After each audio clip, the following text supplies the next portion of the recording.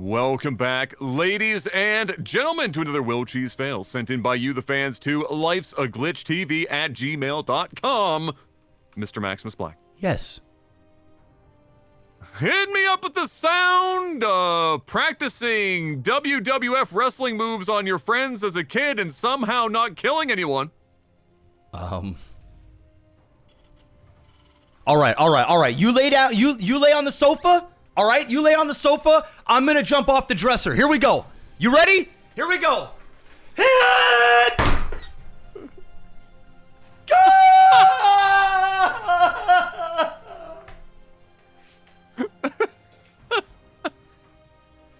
The thing is, you cannot not hurt somebody when you're practicing your WWE moves. You can't. If somebody is taking it, no matter what. Somebody's getting hurt. Somebody is going down. It's gonna be a bad time.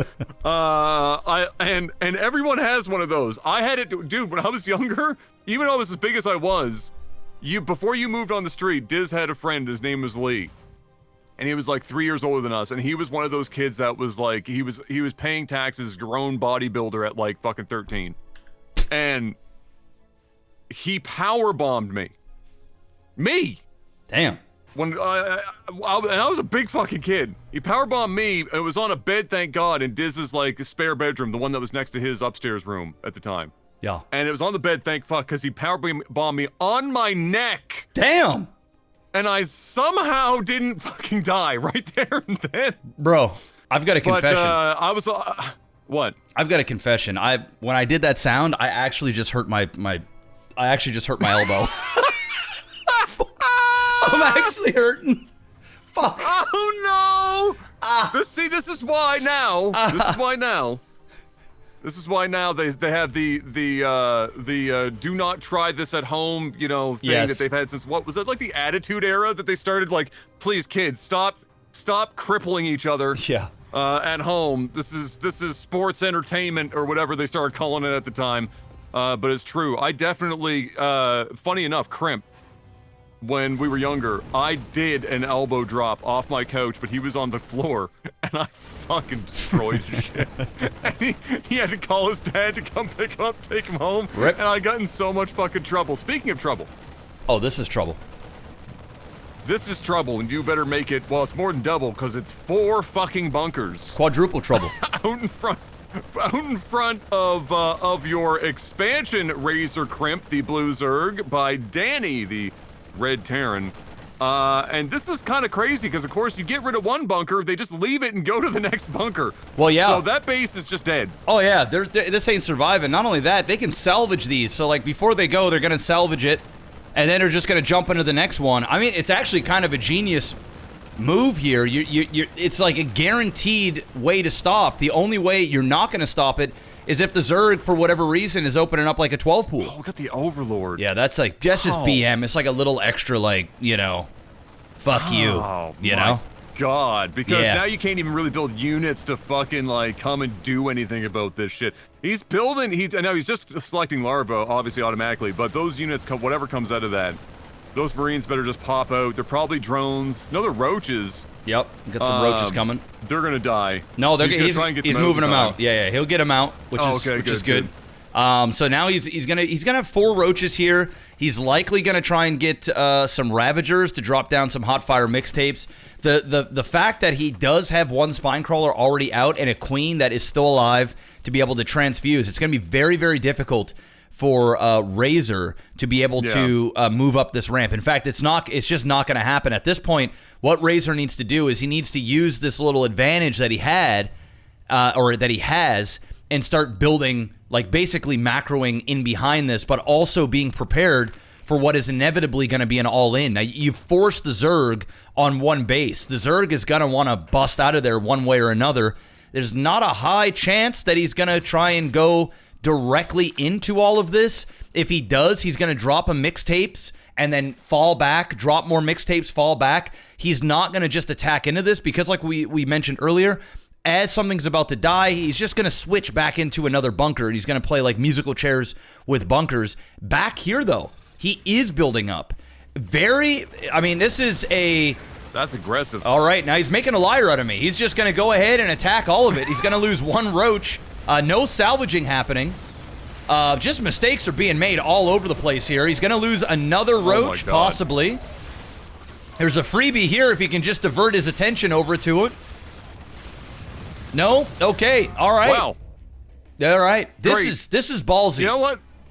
That's very ballsy. Yeah. I like the idea of like trying to hold him and expanding, but I don't like the idea of doing it right there, because unless you're going to commit to continuing to build units while you're there, that's a waste of everyone's time. Well, and now you have more of your production there than you do down there, and now your main is about to be invaded by a bunch of units you are not prepared for. Correct. I mean, he does have a planetary fortress here, and he has one here. The thing is when you're doing this shit, oftentimes the Zerg or Protoss or Terran, whatever you're up against, is going to look for that proxy close by. And where's your unit streaming from? Over here. So they will end up seeing this one way or another, but fortunately for Danny, Razor is just going to go immediately right for the counter, which I like. I always say, people should be doing this sort of thing because, you don't want to give your opponent time to build up and you're just going to be behind. You have to try and hit him hard.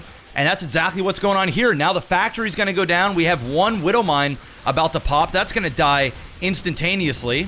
No, actually, it's still chilling. It's big chilling. It's chilling. Okay.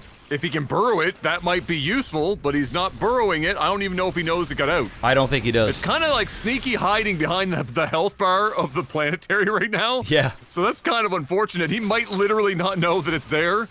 It's kind of just chilling behind there, and to the point where not even the units were attacking it. That was weird. That Widow Mine is doing his best to camouflage into the side there. But yeah, but with Hotfire mixtapes, he could just bounce in, drop some mixtapes, bounce out, and just kind of tease this. But I mean, at this point, Danny has got to try to just distract here, continue mining as best he can, all while doing something to divert the attention back. And it looks like he is about to get a Banshee out up top. Yep. But it might not be enough because we also have a Spire en route. So timing will be everything here. That is unfortunate, though. Yeah, I mean, now he's going to be able to just sit here, and now Danny has to take these SCVs and just bring them up top here and start mining. Fortunately for Danny, he still the Zerg still doesn't know this exists.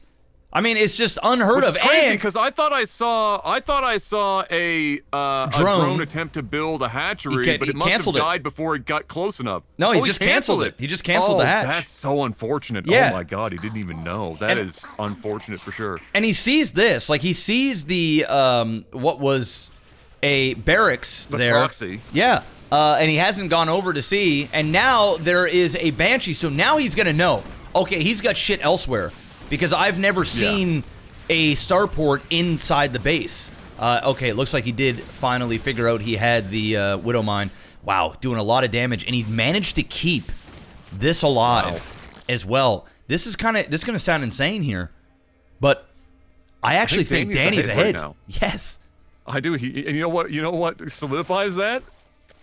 There's a BC in production right now. Oh boy! And our boy Razor Crimp is not ready for this elbow drop off the fucking top rope of the fucking sofa. He is not prepared. His sternum is about to be caved in at the ripe old age of 9 years, and it's never gonna fucking look the same again. That's what's about to happen. He does have some corruptors, but he's gonna need a lot. These were originally to get rid of this, the Banshee, and they will be successful.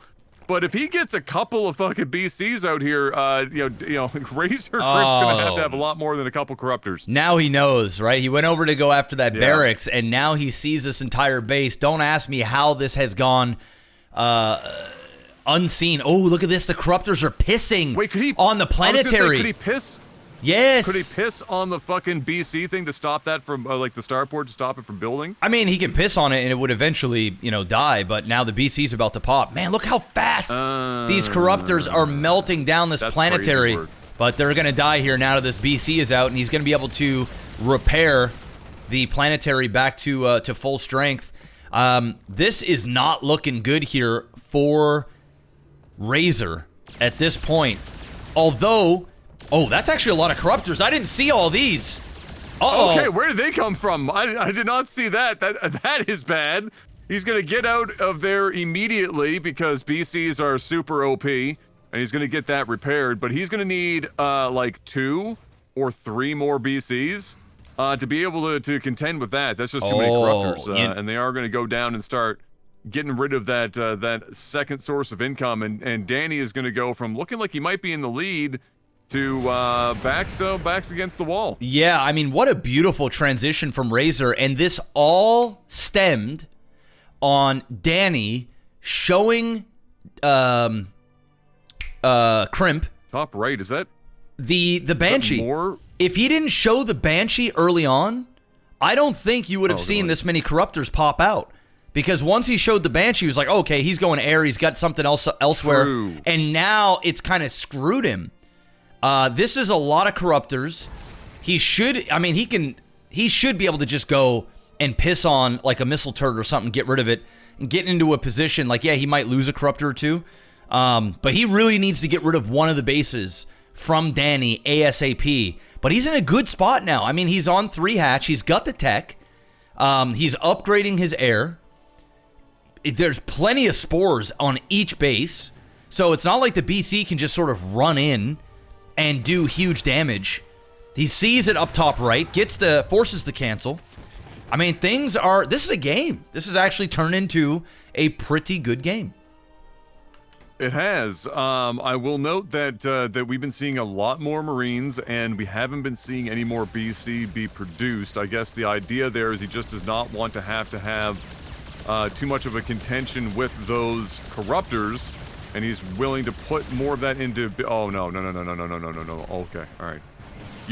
That's a cheeky use of. Oh yeah. It's a cheeky use of TP to get 4 feet to the right and get himself into safety there. But interestingly, he's not collecting gas at this at one of these 2 refineries. He's collecting some gas back home. But if he's going to want to, keep up here with the Zerg, he's going to need to start putting out some much more powerful units. And I'm still shocked he's not building Viking, BC, anything. He's just been putting most of his shit into Marines and tanks. And, what the fuck do I know about this game? But I feel like that's probably not going to work against a Zerg that's now on 3-4 full base. Well, I think his thought process here is, well, if I get another BC, right, these corruptors are going to kill it.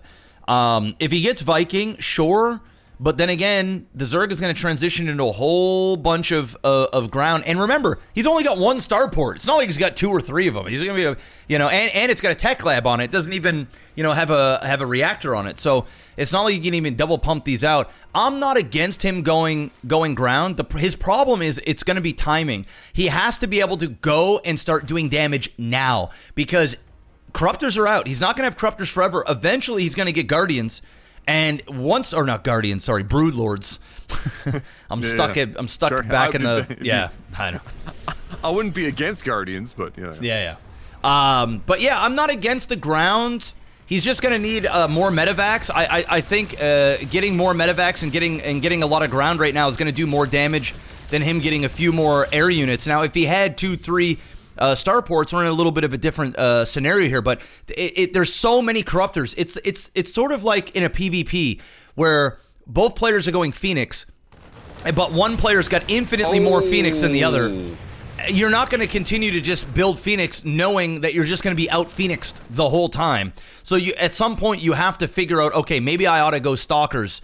Maybe I ought to figure out a way to get him to continue to build corruptors, but I'm now tech switching. The problem is, Zerg can see this whole thing. Like, he knows what the transitions are what he's going.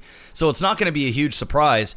88 supply to 104, 64 drones to the 28 SCVs. The longer this goes on, the worse this is going to get for the Terran player. I mean, another base has gone down. Another base is going. Yes, he did get top right as well. I do like the fact that he's got a planetary and 4 missile turrets there. But this is just going to boil down to, can he get off a good Baneling bust on the Marines? He needs to not go into this. These 2 siege tanks are just tucked in there. You ain't getting anywhere near that. Plus, with a planetary, I mean, it's going to boil down to micro. That's tough. Yeah. Well, some of it, too, is just where these Marines are and where they can retreat to. There's nowhere for him to really split, and there's nowhere for them to easily get away. So I'm afraid these Marines might be just eating the majority of these banelings if he's not careful. Because really, where can his Marines go when they do back up? Oh, big pickup there. Did he hear that and just go in? Big pickup there, but now he's out of the way. He doesn't know about the backing. Oh, God! Oh, God! I think that's game. Yes. He thought he had him. He's like, oh, yeah, this is perfect. Nope. Chuck test him. Wow. So, you know what, though? Yeah. I respect that he went in. He had to attack. Yes, he did. He had to do something. It's just unfortunate that he didn't know that there was still more in behind there. But, man, what timing to get in and kill the ones that were just on the verge of being finished. Good effort all around. And well played. Credit to Razor here as well, who held that kind of unorthodox but bothersome camping outside of the main there. There was a lot of bunker to deal with. He made the right call to go in and clean that up instead of trying to work around it. In the back of my mind, I was thinking, is this going to be like the 20th version of Zerg gets contained to one base and Nidus is out? Kind of thing, but it wasn't. He pushed out. He continued to expand, figured it out, and got the dub. Well done. Yeah, very well done. Again, guys, send in your replays to lifesaglitchtv@gmail.com. Send in some wild, crazy games. Leave a little note there. Let me know if it's a Will Cheese or a Nang, that sort of stuff. And you might see your game cast here on the channel. Thank you so much, and we will see y'all on the next one. Peace out.